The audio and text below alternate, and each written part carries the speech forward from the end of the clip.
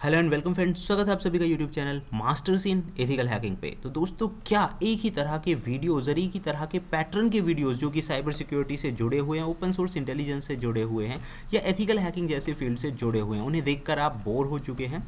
क्योंकि लगातार एक ही तरह की चीज़ें, पैटर्न्स, किसी भी टूल का इस्तेमाल करना, वो लगभग हर एक चैनल पर बड़ी आसानी से आपको मिल जाएगा। तो आज मैं लेकर आया हूँ आप लोगों के लिए एक ऐसी यूनिक इन्फॉर्मेशन जिसके बारे में आपको ज़रूर पता होना चाहिए, और बहुत ही रेयर जगह पे इस तरह की जो इन्फॉर्मेशन है वो आपको मिलेगी। तो कंप्लीट वीडियो बहुत ही नॉलेज से भरा है।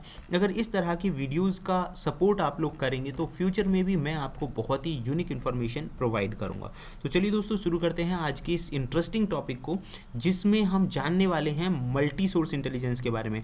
आप सभी ने अभी तक ओपन सोर्स इंटेलिजेंस का नाम सुना होगा, लेकिन आज जिस टॉपिक पे मैं डिस्कस कर रहा हूँ उसके बिना ओपन सोर्स इंटेलिजेंस कुछ भी नहीं है। यानी ओपन सोर्स इंटेलिजेंस जहाँ पे हम कहेंगे नथिंग है। Specially for cyber expert, police official, cyber crime investigators and penetration testers, इस तरह के जो लोग हैं या रिसर्चर और स्टूडेंट्स हैं, उन लोगों के लिए ये वीडियो काफ़ी काम का है। तो चलिए दोस्तों, शुरू करते हैं। सबसे पहले मैं आप लोगों को जिस टॉपिक के बारे में बता रहा था कि आज का जो हमारा काम है वो जुड़ा हुआ है मल्टी सोर्स इंटेलिजेंस को लेकर। मल्टी सोर्स इंटेलिजेंस क्या होता है? जैसे कि मैंने पहले आप सभी लोगों को बताया कि ओपन सोर्स इंटेलिजेंस के बारे में तो आप लोगों ने सुना होगा, लेकिन मल्टी सोर्स इंटेलिजेंस के बारे में बहुत ही कम जगह पर लोग डिस्कस कर रहे हैं। और ये कितना काम का है, ये वीडियो देखने के बाद आपकी समझ में आएगा। वीडियो को स्किप बिल्कुल ना करें, शुरू से एंड तक पूरा देखें ताकि आप इसके कॉन्सेप्ट को समझ सकें। कंप्लीट वीडियो एजुकेशनल पर्पस के लिए है, तो उम्मीद करता हूँ इसमें बताई गई किसी भी टूल, टेक्निक्स और इन्फॉर्मेशन का आप मिसयूज़ नहीं करेंगे। तो गाइस, सबसे पहले हम बात करते हैं मल्टी सोर्स इंटेलिजेंस आखिर में होता क्या है। तो सब मैं आप लोगों को बताना चाहूँगा, मल्टी सोर्स जैसे कि इसका नाम है, यानी बहुत सारे अलग अलग सोर्सेज से जानकारी कलेक्ट करने की जो प्रोसेस है उसे मल्टी सोर्स इन्फॉर्मेशन बोला जाता है, जिसमें अलग अलग तरह से या अलग अलग सोर्सेज का इस्तेमाल करके इन्फॉर्मेशन को कलेक्ट किया जाता है। देखिए, कई बार क्या हो सकता है कि कोई भी एक सोर्स, जिसे हम, जैसे कि मान लीजिए ओपन सोर्स इंटेलिजेंस है, उसमें जो जानकारी हमें मिल रही है, क्या पता वो सच ना हो। तो उसकी जो जेन्युइनिटी है वो कैसे पता चलेगा कि भाई ये एकदम जेन्युइन ही है? तो इसके लिए हम मल्टी सोर्स इंटेलिजेंस का इस्तेमाल करते हैं, यानी अलग अलग जगह से हम चीज़ों को चेक करते हैं और सभी चीज़ें जब एक ही बात बोलती हैं तो वो वहाँ पे वेरीफाइड हो जाती है। मान लीजिए, जब आप 5 से 10 डिफरेंट सोर्सेज को जब आप चेक करेंगे और सभी एक ही चीज़ या एक ही चीज़ के बारे में बात कर रहे हैं, तो आप उस पर ट्रस्ट कर सकते हैं और पहली वाली चीज़ से ज़्यादा ट्रस्ट उस चीज़ पर बन जाता है। इसी चीज़ को मल्टी सोर्स इंटेलिजेंस बोला जाता है। मल्टी सोर्स इंटेलिजेंस जो होता है स्पेशली लॉ इन्फोर्समेंट के लिए, क्योंकि कोर्ट केसेस वगैरह जो हो जाते हैं उनमें चीज़ों को साबित करना। मान लीजिए आप एक साइबर एक्सपर्ट हैं और वहाँ पे कोई भी एविडेंस आप प्रेजेंट कर रहे हैं, तो वो पूरी तरह से ट्रस्टवर्दी है या नहीं है, तो उस कंडीशन में मल्टी सोर्स इंटेलिजेंस की ज़रूरत होती है। Multi source intelligence is the combination of different type of the open source intelligence, यानी अलग अलग तरह के ओपन सोर्स इंटेलिजेंस का ये कॉम्बिनेशन है।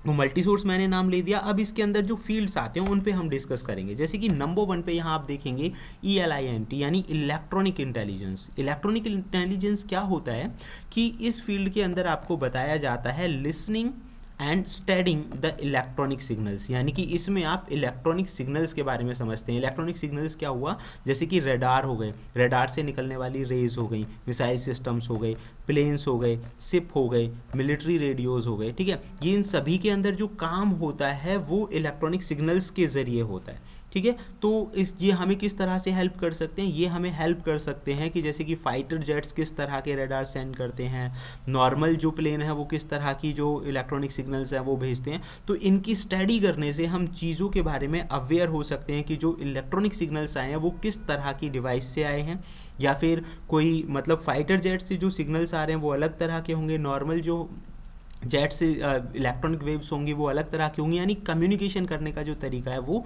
अलग अलग होगा। ये मैं आपको एक स्टोरी के जरिए समझाऊंगा। तो कुल मिला के आप समझ सकते हैं कि इलेक्ट्रॉनिक इंटेलिजेंस का मतलब होता है इलेक्ट्रॉनिक सिग्नल्स की स्टडी। अब मैं आपको बताता हूँ ये किस तरह से हेल्प करेगा। मैंने आप लोगों के लिए अच्छे नोट्स भी बनाए, तो आप इन्हें यहाँ से पढ़ के भी समझ सकते हैं। तो ये देखिए, केस स्टडी है, Israeli air force neutralize Syrian air defence, ठीक है। 2007 में ऑपरेशन ऑर्चार्ड हुआ था, जिसमें इजरायली एयरफोर्स ने सीरिया का जो एयर डिफेंस सिस्टम था उसको टारगेट किया था। अच्छा, इसमें क्या था, इसका जो मेन ऑब्जेक्टिव था वो था डिस्ट्रॉय ए सस्पेक्टेड न्यूक्लियर रिएक्टर, ठीक है, सीरिया में न्यूक्लियर रिएक्टर को डिस्ट्रॉय करने का उनका प्लान था। तो अब इसमें आप कहेंगे कि भाई इलेक्ट्रॉनिक सिग्नल्स का क्या रोल है।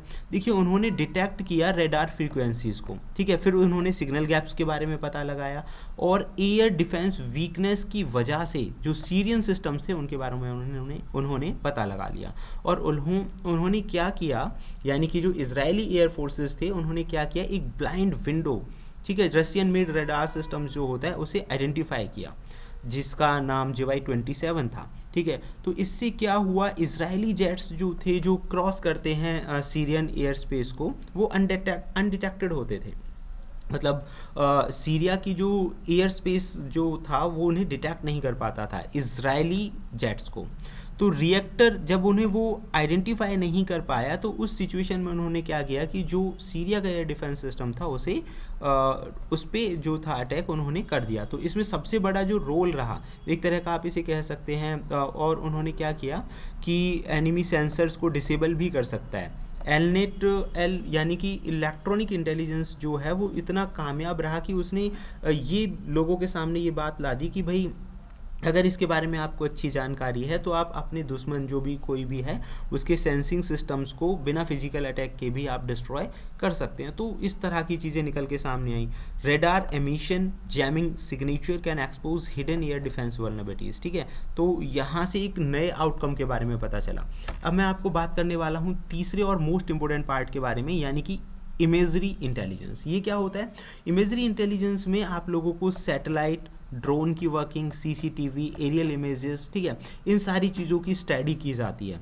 ये ज़्यादातर किसी भी सस्पेक्ट की मूवमेंट के बारे में या क्राइम सीन रिकंस्ट्रक्शंस के लिए ये आपको काफ़ी हेल्प करते हैं। AI इन्वेस्टिगेशंस जो होती हैं जियो लोकेशन वेरिफिकेशंस में, उनमें भी इमेजरी इंटेलिजेंस का इस्तेमाल किया जाता है। मतलब कोई भी व्यक्ति ठीक एग्जैक्ट इसी लोकेशन पे था, कोई यहाँ पे प्रेजेंट था या कोई भी डिवाइस उस टाइम पे उस जगह पे थी, तो ऐसी सिचुएशन में सैटेलाइट, ड्रोन, सीसीटीवी, ये सारी चीज़ें हेल्प करती हैं। आप लोगों ने देखा होगा अभी हाल ही में बहुत सारे इंसिडेंट हुए जहाँ पे सीसीटीवी को खंगाला जा रहा है और बाकी चीज़ों को चेक किया जा रहा है, क्योंकि ये प्रेजेंट दिखाना, किसी भी चीज़ को प्रेजेंस दिखाना, क्राइम सीन को रिकंस्ट्रक्ट करना, उसमें ये काफ़ी हेल्पफुल होता है। अब ये अगर हम देखें कि भाई रियल लाइफ में किस तरह से हेल्पफुल हो सकता है, तो मैं आप लोगों को बता देता हूँ। ये केस था उसामा बिन लादेन को लेकर, जिसमें आप देखेंगे बिन लादेन कंपाउंड, जो उसका कंपाउंड था वो आइडेंटिफाई किया गया। 2011 की ये घटना है। उसे सेफ हाउस में वो रहा करता था। सेफ हाउस में जब वो रहता था तो आईमेंट का रोल जो था, इमेजरी इंटेलिजेंस का जो रोल था, उन्होंने क्या किया, हाई रेजोल्यूशन सैटेलाइट्स, यानी उन लोगों के पास तो अच्छी रेजोल्यूशन के कैमराज हैं जिनकी मदद से पृथ्वी पर भी किसी भी चीज़ को बहुत अच्छे से देखा जा सकता है। और आप यहाँ पे देखेंगे कि जो इस जगह पे वो रह रहा था, कि मतलब आप 18 फीट बाउंड्री वॉल्स, मतलब जो बाउंड्री थी, दीवारों की जो चौड़ाई थी वो लगभग 18 फुट के करीब थी। और वहाँ पे आप देखेंगे कोई भी टेलीफोन, इंटरनेट लाइन और अनकॉमन हीट सिग्नेचर्स उन्हें कैप्चर नहीं किया जा सकता था। तो ये मतलब किससे कंफर्म हुए, ये हुए इमेजरी, यानी कि IMNTI इमेजरी इंटेलिजेंस की मदद से एक्टिविटीज़ और बाकी चीज़ों के बारे में पता लगाया गया। और इससे हुआ क्या कि जो बिल्डिंग थी उसको तबाह कर दिया गया, और बाद में आप रिजल्ट सभी जानते ही हैं। तो इसमें इमेजरी इंटेलिजेंस ने काफ़ी इंपॉर्टेंट रोल निभाया, और इवन इसमें ह्यूमन इंटेलिजेंस का भी काफ़ी रोल रहा। This is the part of multi source intelligence, ठीक है। अब हम बात करते हैं आगे कमेंट, यानी कम्युनिकेशन इंटेलिजेंस। ये क्या होता है कि कम्युनिकेशन डिवाइसेस जो होती हैं आपस में, कम्युनिकेशनल डिवाइसेस की स्टडी को आप कम्युनिकेशनल इंटेलिजेंस बोलते हैं, जिसमें कम्युनिकेशन में आपका रेडियो है, मोबाइल फ़ोन है, वॉइस ओवर IPs हैं, यानी VoIPs हैं, इनकी स्टडी, इनको समझना। तो साइबर क्रिमिनल्स जो होते हैं आपस में जो कम्युनिकेशन कर रहे हैं उनके बारे में पता लगाना, किस IP से कोई कॉल जनरेट हुआ है, इस तरह की चीज़ों में ये काफ़ी हेल्प करता है कम्युनिकेशन इंटेलिजेंस। इसमें मैं आपको बताऊंगा मुंबई 26/11 का जो अटैक था, तो आप सभी इसके बारे में बहुत अच्छे से जानते हैं। तो जो ये इंटेलिजेंस था, कम्युनिकेशन इंटेलिजेंस, इसी की मदद से जो रियल टाइम हैंडलर्स थे, वो टेररिस्ट की जो एक्टिविटीज़ थी उनके बारे में पता लगाने में, उनका जो कम्युनिकेशन हो रहा है इस चीज़ के बारे में पता लगाने में काफ़ी हेल्प मिला था। तो इसमें जो सबसे बड़ा रोल था, आप यहाँ पे देखेंगे VoIP, प्रॉक्सी कम्युनिकेशंस। तो वो भी क्या करते हैं, आपका जो मेटा डेटा है उसे कहीं ना कहीं से वो उन चीज़ों को लीक करते हैं। तो कम्युनिकेशनल इंटेलिजेंस की मदद से ही इन चीज़ों के बारे में, उनका जो कम्युनिकेशन और बाकी जो एक्टिविटीज़ हुई उनके बारे में पता लगाने में वो सक्सेस हो पाए। अगर ये नहीं होता तो ये काम पॉसिबल नहीं हो पाता। बात करेंगे हम ह्यूमन यानी ह्यूमन इंटेलिजेंस। इन सभी के साथ साथ ह्यूमन इंटेलिजेंस बहुत ज़्यादा मायने रखता है। ह्यूमन इंटेलिजेंस यानी किसी भी व्यक्ति के बारे में, उसका जो बिहेवियर है, उसके जो डिजिटल फुटप्रिंट्स हैं, इन सारी चीज़ों को एक साथ पे जोड़ने का जो काम करेगा वो ह्यूमन इंटेलिजेंस करेगा। इसको एक केस स्टडी के जरिए हम समझ सकते हैं। जैसे कि ISIS का कुरियर नेटवर्क था जो 2014 में एक्सपोज हुआ। ISIS लीडरशिप मूवमेंट जो थी उसके बारे में पता लगाना था, ये मेन ऑब्जेक्टिव था इसका। तो ह्यूमन इंटेलिजेंस का इसमें क्या रोल रहा, आप यहाँ पे देख सकते हैं। उन्होंने लो लेवल ISIS कुरियर्स जो रिक्रूट किए थे, तो उनकी मदद से क्या हुआ कि ह्यूमन बेस का मतलब हो गया कि इंसान ही उन चीज़ों के बारे में पता लगा रहा है। व्हीकल की डिटेल हो गई, मीटिंग का टाइमिंग हो गया, और बाकी जो उनके जो बड़े लीडर्स हैं उनके बारे में वो किस तरह की चीज़ों के बारे में डिस्कशंस कर रहे हैं। तो लीडरशिप का जो पैटर्न था वो समझने में हेल्प मिला। तो ह्यूमन इंटेलिजेंस तो आप देखेंगे इसमें बहुत बड़ा रोल निभाता है कि सारी चीज़ें जो इसे प्रूफ मिल रहे हैं, चाहे वो कम्युनिकेशन के जरिए मिल रहे हैं, कम्युनिकेशन इंटेलिजेंस से मिल रहे हैं, चाहे वो ओपन सोर्स इंटेलिजेंस से मिल रहे हैं, उन सभी को जोड़ करके एक सही दिशा में काम करने की जो हमें सही दिशा में काम करने के लिए जो स्टेप्स ले सकते हैं वो ह्यूमन इंटेलिजेंस की वजह से ही ले सकते हैं। ओपन सोर्स इंटेलिजेंस के बारे में तो क्या ही कहना, क्योंकि इसके बारे में हम काफ़ी वीडियोस बना चुके हैं। ओपन सोर्स यानी पब्लिक अवेलेबल जो मीडियम्स होते हैं, सोशल मीडिया प्लेटफॉर्म्स जो होते हैं, उनकी मदद से इंफॉर्मेशन को कलेक्ट करना किसी भी टारगेट के बारे में, ये ओपन सोर्स इंटेलिजेंस होता है। और आप अभी देखेंगे रूस और यूक्रेन का जो वॉर चल रहा है उसमें ओपन सोर्स इंटेलिजेंस का बहुत बड़े लेवल पर यूज़ किया जा रहा है। और आपने ये बात ज़रूर सुनी होगी कि साइबर वॉरफेयर भी हो रहा है दोनों देशों के अंदर, अभी भी जो चलाई हुआ है उसके बारे में क्लैरिफाई नहीं है चीज़ें। तो यहाँ पे जो ये है ओपन सोर्स इंटेलिजेंस में आप देखेंगे पब्लिक पोस्ट हुई, जगह के बारे में पता लगाना हुआ, किस टाइम पे कितने बजे किसने कौन सी पोस्ट करी है, या किस अकाउंट से पोस्ट की गई है, या IP क्या है, या वीडियोस जो लोग डाल देते हैं। जनरली आप लोगों ने भी देखा होगा, कई बार बोला जाता है कि सेना के जब वाहन किसी भी एरिया से गुजरते हैं तो उनके बारे में हमें पोस्ट नहीं डालनी चाहिए, क्योंकि ऐसा अगर हम करेंगे तो ये इन्फॉर्मेशन किसी दूसरे कंट्री को मिल सकता है। तो ये सिक्योरिटी पर्पज़ के लिए जो सारी चीज़ें हैं ये बहुत इंपॉर्टेंट हैं और काफ़ी ज़्यादा मायने रखते हैं। तो गाइज़ ये मल्टी सोर्स इंटेलिजेंस आप समझ गए होंगे कि अलग अलग तरह के ओपन सोर्स इंटेलिजेंस का इस्तेमाल करके उसे कंबाइन करना। बिना मल्टी सोर्स इंटेलिजेंस के तो आप आज की डेट में कुछ चीज़ कर ही नहीं सकते हैं। अगर मैं रियल फील्ड में काम करने की बात करूँ तो मल्टी सोर्स इंटेलिजेंस के बिना कोई काम होगा ही नहीं। जबकि आप यूट्यूब और दूसरे प्लेटफॉर्म्स पर देखेंगे सिर्फ ओपन सोर्स इंटेलिजेंस के बारे में ही बातें हो रही हैं। एक ही प्लेटफॉर्म को लेकर ज़्यादा से ज़्यादा वीडियोज़ और बाकी चीज़ें आपको मिल जाएंगी। Multi source intelligence is the most important part. तो गाइस आज इस वीडियो में जानेंगे हम सिर्फ इतना ही। अगर आप चाहते हैं कि ऐसी इस वीडियो और इन्फॉर्मेशन मैं आप लोगों के लिए लेकर आता रहूं तो देखते रहिए YouTube channel masters in ethical hacking. Thank you friends, good bye.